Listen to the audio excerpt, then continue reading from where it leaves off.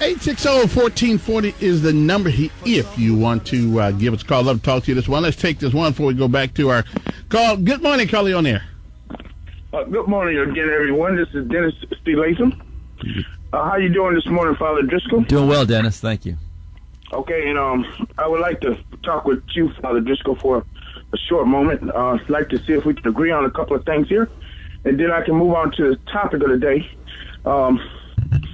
A person who, or a group or a person who does not retain God in their knowledge, is it true that God will turn them over to a reprobate mind? Tell me the first part of that equation again. If an individual, yeah, a group or a person who does not retain God in their knowledge, does not retain God in their knowledge, are turned over to a reprobate mind. I would say there's a thing called natural virtue, right? So somebody may not be a believer in God, but they can be a naturally virtuous person. So I mean, I don't know that I'd call them a reprobate or anything like that. But I'm probably not answering your question directly. I'm probably. Go ahead. Okay, well, let me make this short. Let me just make this short. I'll go on to the next one. Okay. It clearly says in the scriptures that if they do not retain God in their knowledge, God will turn them over to a reprobate mind. Let me move to the next one. Okay.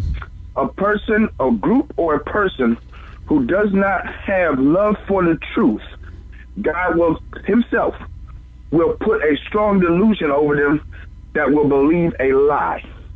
Okay, what is your other question? Because philosophically, I know, but I got to go on. I would say the other. I tell you what, you don't have to answer, Father Driscoll. Okay. Because I'm sure you have to go.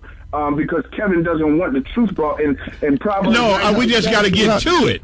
Well, okay. Let me say this. I think that without God, people are more self. It's not going to be cut off. Can I talk? You've been talking.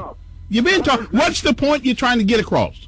Proverbs 19 and 17 clearly says that the wicked have drawn out their sword and bit their bows to slay the needy and the poor and to slay upright conversation. I'm trying to have upright conversation here. Dennis, what is the point you're trying to make so we can move on? What is the point?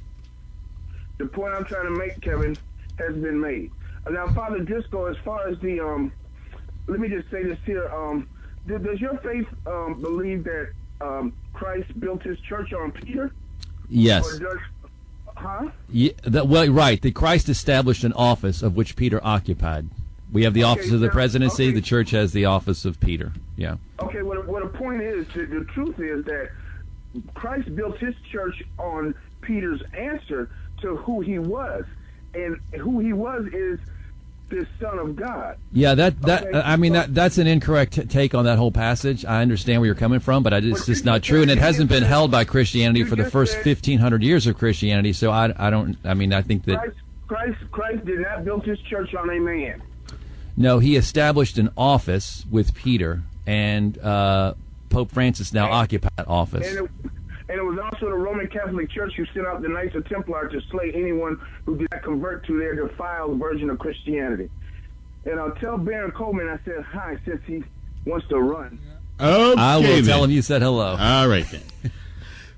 Everybody has their opinion, and their mind won't be changed one way or the other.